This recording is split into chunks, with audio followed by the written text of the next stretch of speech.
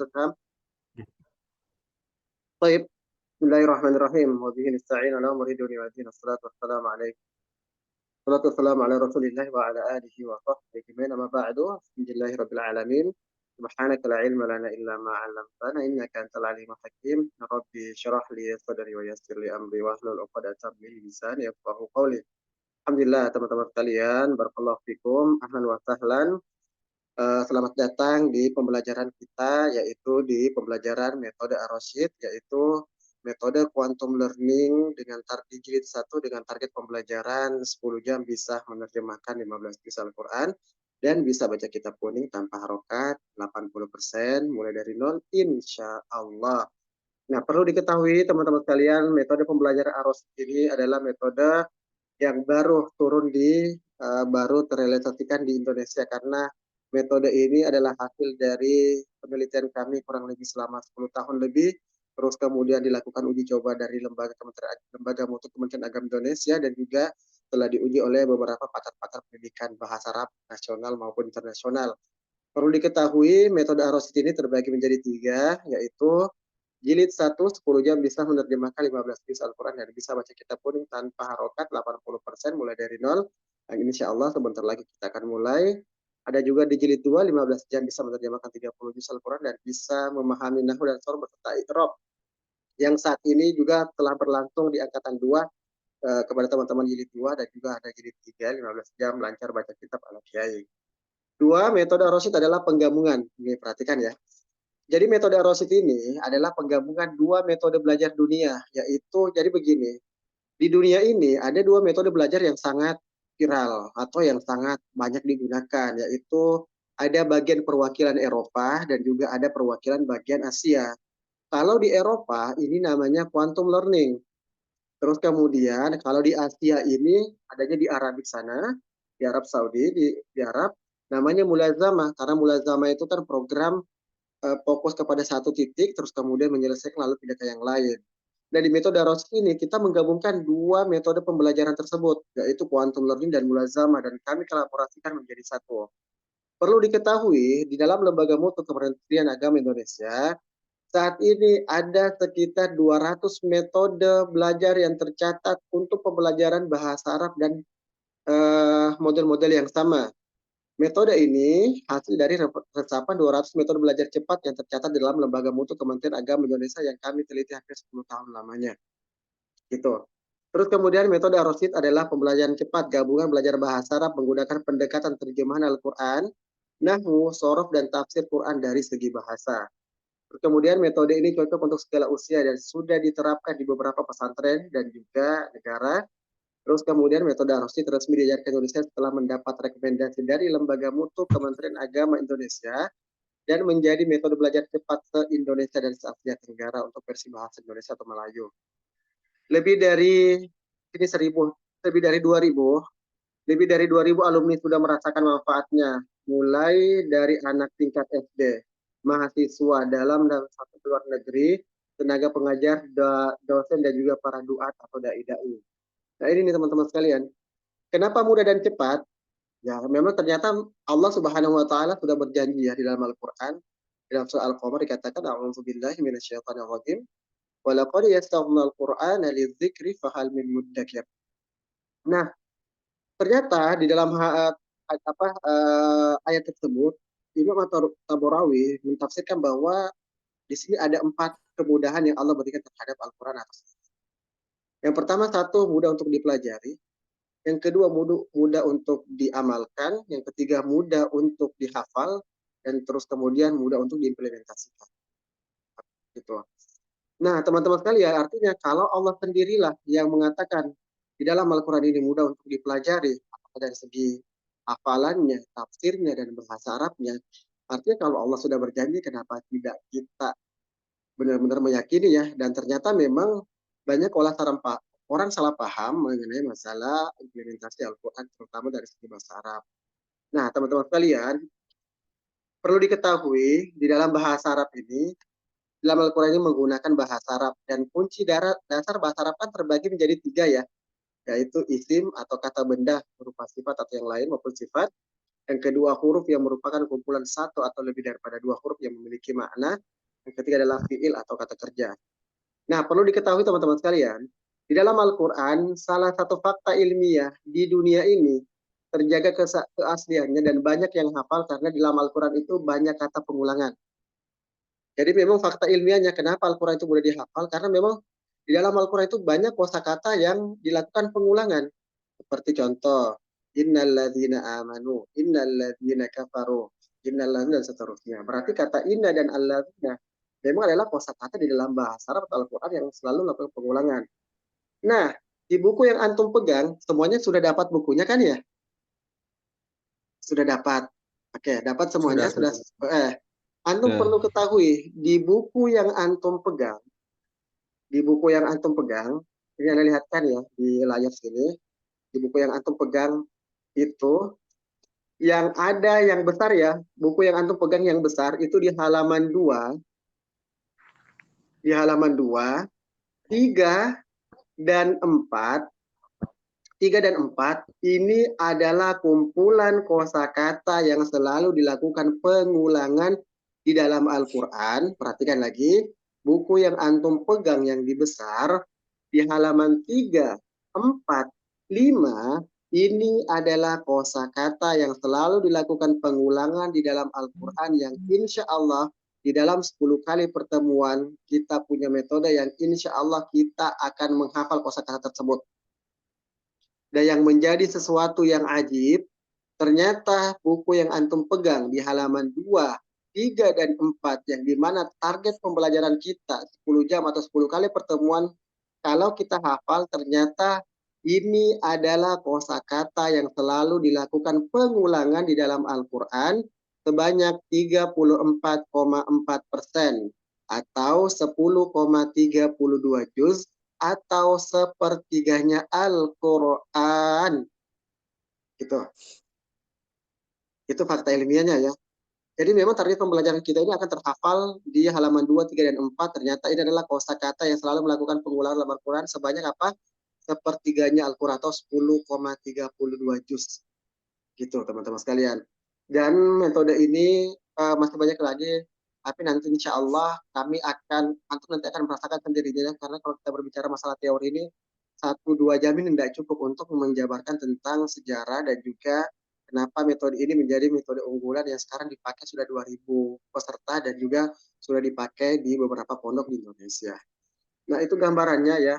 Dalam metode Ar-Rasyid jilid 1 dengan target pembelajarannya 10 jam bisa menerjemahkan 15 juz Al-Quran dan bisa baca kitab kuning tanpa harokat 80%. Ustadz, kenapa bisa baca kitab kuning tanpa harokat 80%? Iya, kenapa? Ternyata nanti yang antum hafal itu di halaman 2, 3, dan 4 ini adalah bagian di dalam bahasa Arab yang disebut dengan mabni. Apa itu mabni? Mabni itu kalau kita tidak membaca kitab yang tanpa harokat dalam bahasa Arab, meskipun tanpa harokatnya, kita sudah bisa membacanya. Karena itu adalah bagian dalam bahasa Arab yang tidak bisa berubah-ubah. Gitu. Seperti ada kata ba, berarti pasti dibaca bi, artinya dengan. Ada kata alif, lam, zal, ya, nun, pasti dibaca allazina, dan seterusnya. Dan itu semuanya nanti menjadi satu kesatuan yang insya Allah nanti akan kita lihat ketika kita praktekkan. Ini sebenarnya kemarin sudah baru-baru selesai di angkatan ke-10 menuju ke angkatan. Mungkin itu gambaran metode Rohit teman-teman sekalian. Kalau ada yang bertanya silakan, karena di sini biasanya lebih banyak bertanya daripada membutuhkan menjelaskan susunan dan teori-teori tersebut. Silakan, ada yang mau bertanya?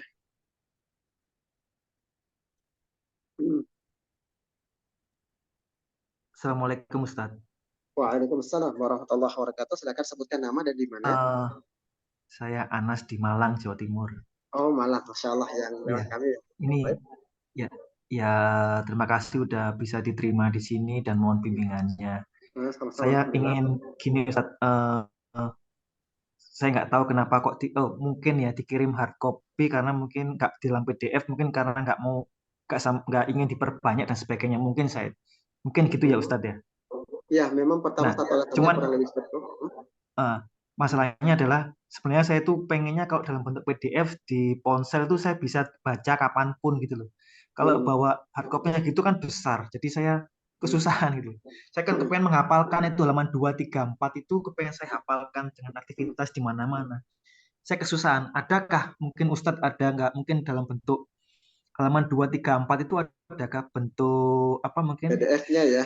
PDF-nya khusus 2, 3, 4 itu biar saya bisa baca kapanpun atau mungkin dalam bentuk kecil apa gitu. Oke, Biar saya nah, bisa nyicil gitu loh Ustadz gampangannya gitu. Terima kasih. oke, nah, pertama begini, pertama satu, kenapa kita tidak memberikan dalam bentuk PDF? Pertama memang satu karena buku ini sudah mengantongi ISBN ya. ISBN itu kan memang standar buku internasional yang memang di mana ketika buku tersebut diambil dari setengahnya atau tidak seluruhnya ini kan menjadi sesuatu yang ada undang-undang dan pidananya. Itu kan artinya memang soal peraturan. Yang kedua, kalau teman-teman nanti ke depannya ingin mengambil beberapa halaman saya dalam bentuk PDF, itu tidak mengapa. Yang penting kita buatkan akad, yaitu pertama satu benar-benar untuk dipelajari, yang kedua tidak disebarluaskan. Kenapa? Karena memang yang namanya metode itu, memang kita jaga keasliannya. Kenapa kita jaga keasliannya? Karena memang metode ini kan pembelajaran tersebut tidak cuma cukup ketika kita memiliki bukunya saja, tetapi harus dengan bimbingan ya penemu metode atau gurunya. Sebagaimana Imam Syafi'i mengatakan, salah satu syarat untuk mendapatkan ilmu yaitu irsyadul ustadz, yaitu harus ada bimbingan dari seorang guru atau ustadz. Nah, yang ketiga, kalau ini kan mungkin jadi daya tariknya ya, kenapa bisa menerjemahkan 15 juz Al-Quran? Karena memang ternyata ada beberapa kosakata di dalam Al-Quran itu yang di buku Antum itu halaman 2, 3, dan 4 itu kan adalah kumpulan kosakata dalam Al-Quran sebanyak 34,4% atau 10,32 juz atau sepertiganya Al-Quran. Dan pertama, satu kami tekankan, ini adalah metode yang sangat mudah.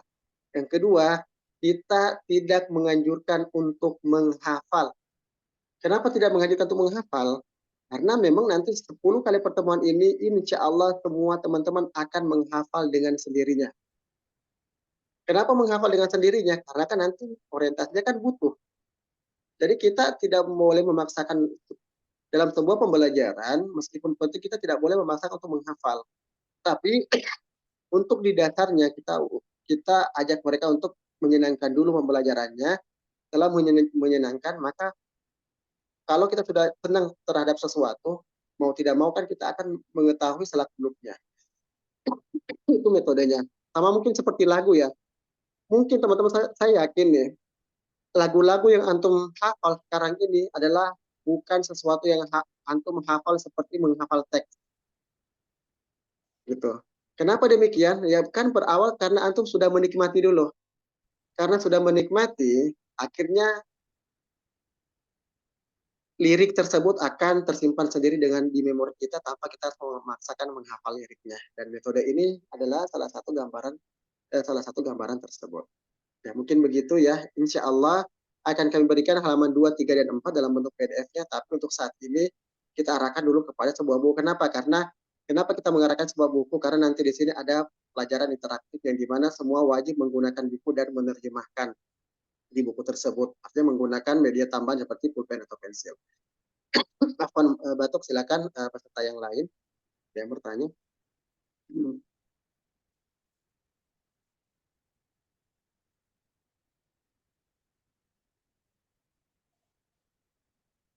Silakan, mungkin ada yang mau bertanya. Tadi kan ada yang bertanya di ini ya, Ustaz, bagaimana dengan kami yang awam nih? Alhamdulillah, teman-teman sekalian, pertama jangan takut dan ragu. Karena metode ini berangkat dari kelas-kelas teman-teman yang baru belajar dari nol ya, pembelajaran bahasa Arab, dan memang penelitian ini berangkat dari adik-adik kita di kelas 4 SD. Artinya, kalau anak kecil pun bisa, otomatis yang pernah kecil juga pasti insya Allah bisa. Kurang lebihnya.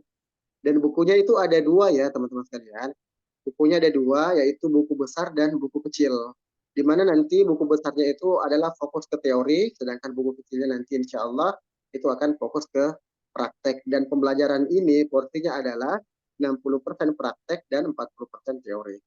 Silakan mungkin ada yang mau bertanya atau penasaran atau bagaimana sama gambaran metode Ar-Rasyid jilid 1 dengan target pembelajaran 10 jam bisa menerjemahkan 15 juz Al-Quran dan bisa baca kitab kuning tanpa harokat 80% mulai dari nol insya Allah. Silakan.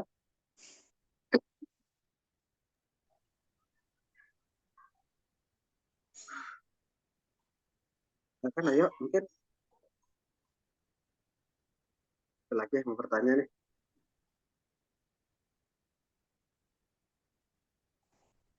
Saya boleh tanya lagi, Ustaz. Silakan. Nah, alhamdulillah. Ya, ini kalau saya baca sekilas di buku itu kan, kalau yang jilid 1 ini kita memakai bahan menerjemahkan itu di surat Al-Baqarah ya. Iya, oke, bagus. Dan Nah, saya baca karena itu nah, di Al-Baqarah itu tersimpan banyak kosakata yang akan diulang-ulang. nah, Itu bagus. pertanyaan saya, kan Al-Baqarah itu kan 2 juz lebih kan ya, 2 juz Oke, lebih dua juz berapa aja. lama.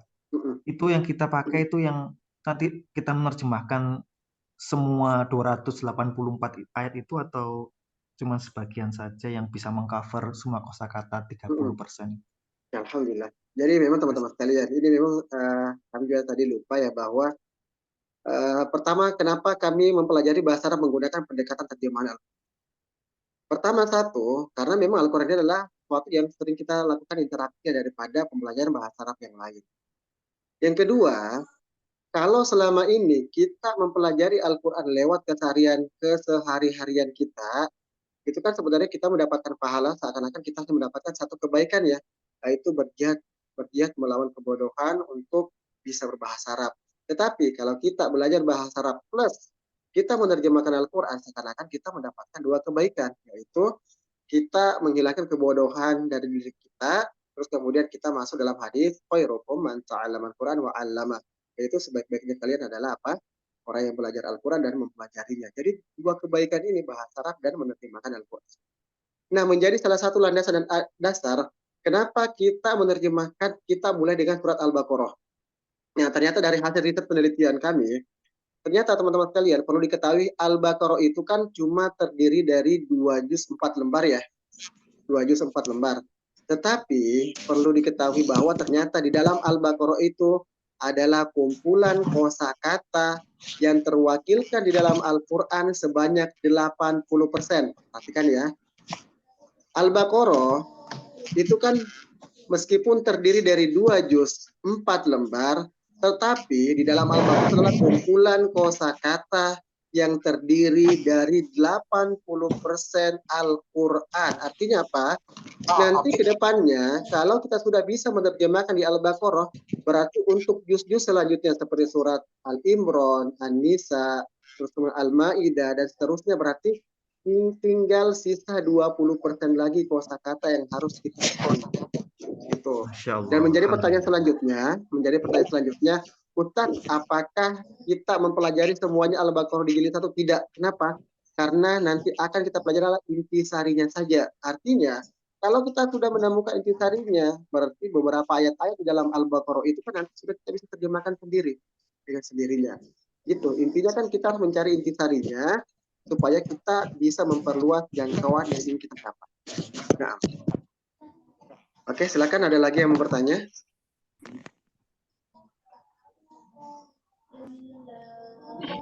Halo Ustaz. Oke, silakan. Assalamualaikum Ustaz.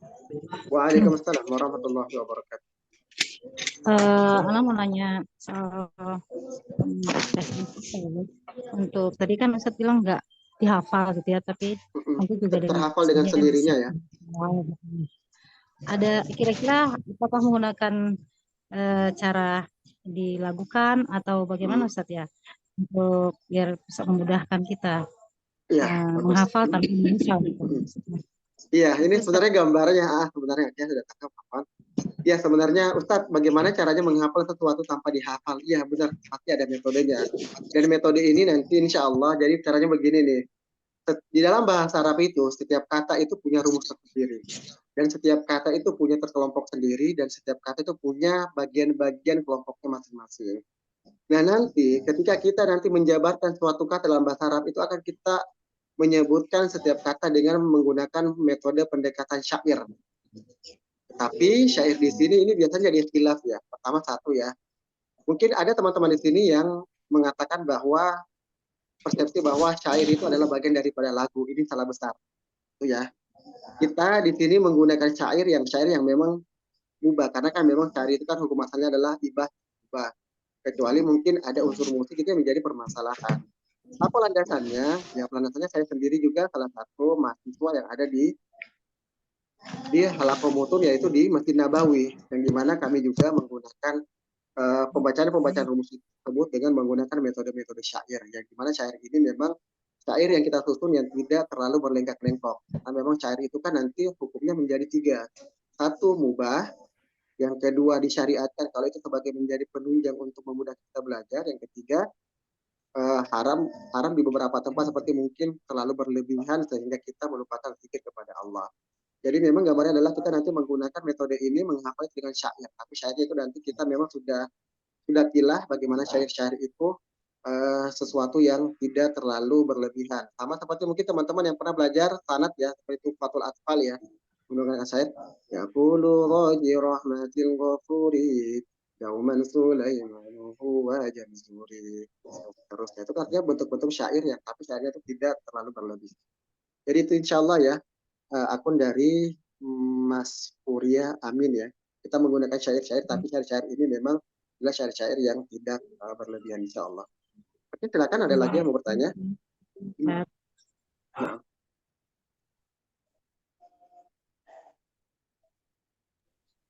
ada yang bertanya di guru ini, Ustadz, jam malam tepatnya dimulai dan diakhiri jam berapa Ustadz? Pertama begini nih ya, kelas ini kan terbagi menjadi dua, yaitu Ba'da Isya dan Ba'da Subuh. Kenapa kami memulainya? Karena memang pertama satu adalah waktu-waktu interaktif ya. Kami tahu teman-teman semua di sini pasti memiliki kesibukan dan kerja masing-masing, di mana aktivitas rata-rata itu kan adalah di pagi hari dan juga sampai di malam hari.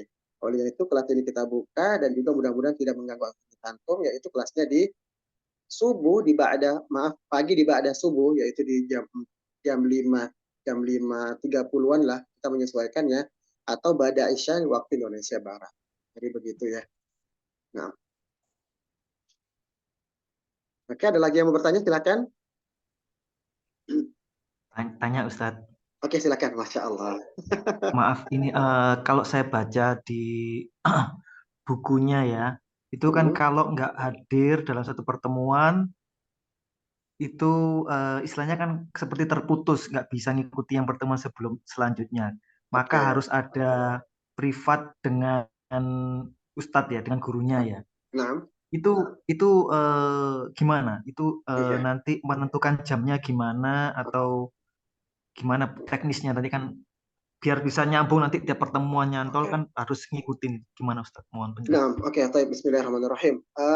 Untuk masalah teman-teman yang biasanya terkendala masalah pertemuan, itu kan pertama ada beberapa ini ada beberapa konsekuensi yang memang harus kita keluarkan.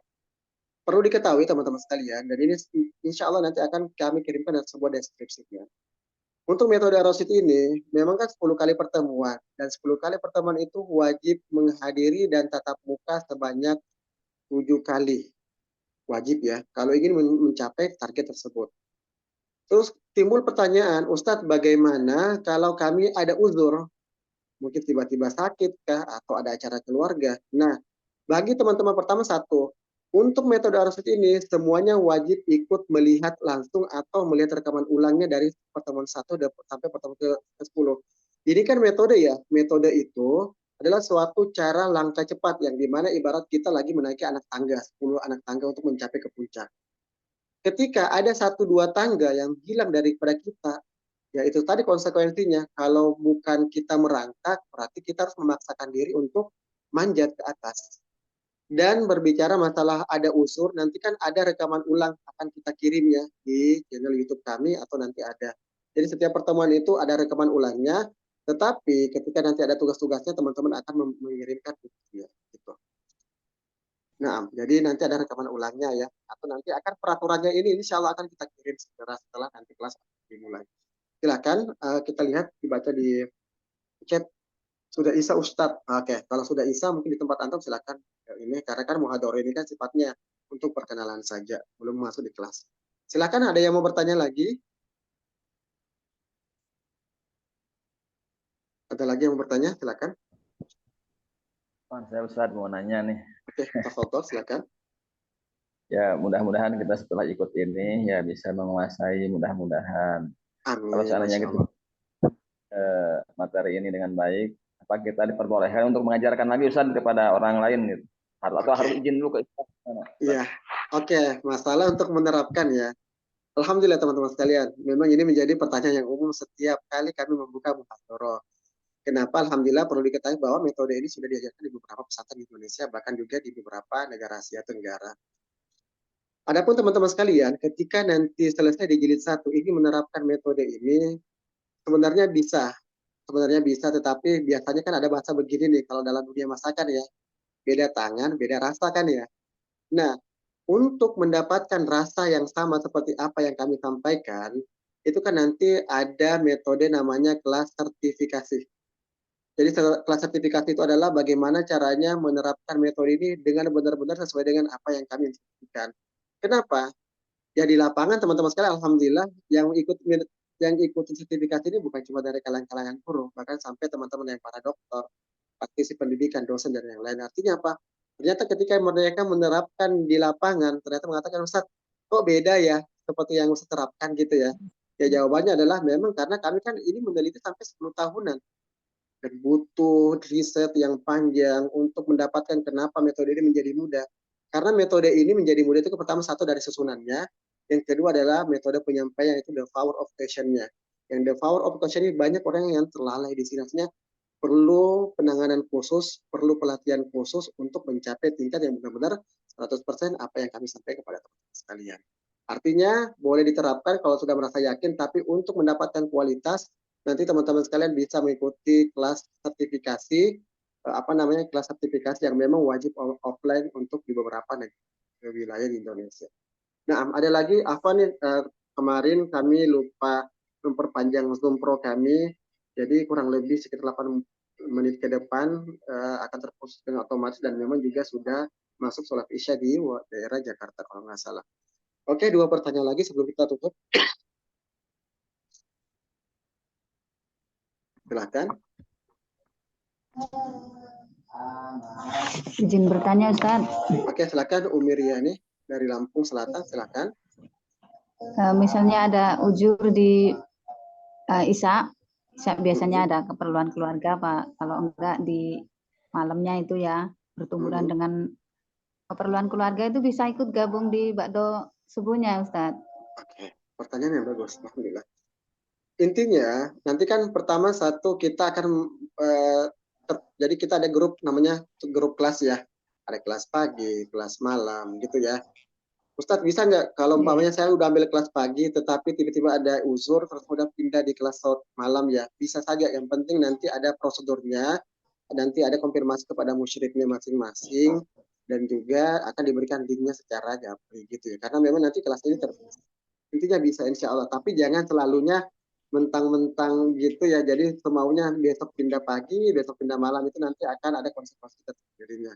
Karena memang untuk mencapai target ini kan namanya metode ya, dan metode ini adalah metode cepat dengan target yang luar biasa. Berarti memang di samping dengan target yang luar biasa ini ternyata di dalamnya ada konsekuensi dan peraturan yang cukup ketat juga, yang dimana peraturan ini kita terapkan bukan untuk menyusahkan antum, tapi benar-benar untuk menuntun kita supaya benar-benar serius dan juga sampai kepada targetnya.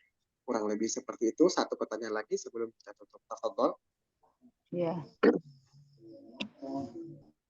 Terima kasih, Ustadz. Sama-sama. Nah. Ustadz mau nanya. Ya, silakan. Kalau yang pertama ini, kalau saya lihat kan ini angkatan ke-11 ya, yang jilid 1.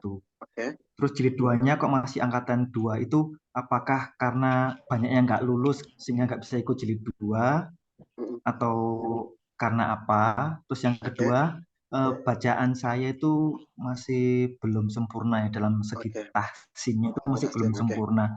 Apakah nggak masalah itu? Kadang terbata kalau ketemu gorib atau apa gitu. Itu gimana Ustadz? Pertanyaan yang bagus ya. Pertama satu, Ustadz, kenapa jilid 2 ini baru dilakukan? Pertama satu, karena banyaknya permintaan jilid 1 seluruh Indonesia. Dan jilid 1 ini bukan cuma kelas online yang kita isi, tetapi kami harus keluar kota di beberapa tempat. Terkadang kami hari ini ke Sumatera, besok ke Kalimantan, besok ke Sulawesi. Ini saking banyaknya dan memang orang butuh dan menyenangkan metode ini. Gitu. Adapun jilid 2, Adapun jilid 2, teman-teman sekalian, itu tadi masalah kendalanya, dan juga alhamdulillah bahkan jilid 2 ini sebenarnya teman-teman ini yang baru di angkatan pertama satu dari segi kesibukan, dan kedua mereka sangat antusias dengan unsur yang kami berikan, yang membuat mereka itu tertunda sampai 2 tahun. Tertunda sampai 2 tahun nih. Jadi dari angkatan pertama sampai sekarang itu memang kita bukanya per 2 tahun sekali. Kenapa? Karena kita lebih fokus merekrut teman-teman jilid 1. Tetapi alhamdulillah kesininya jilid 2 itu nanti sudah kita kompres menjadi per 3 bulan sekali, karena untuk pemateri jilid 1 kami sedang training teman-temannya, karena kan selama ini kan pematerinya kan cuma saya saja. Jilid 1 saya, jilid 2 saya, yang online juga saya, yang offline juga saya, sertifikasi juga saya, dan seterusnya. Yang memang itu membutuhkan waktu yang Masya Allah sangat padat sekali.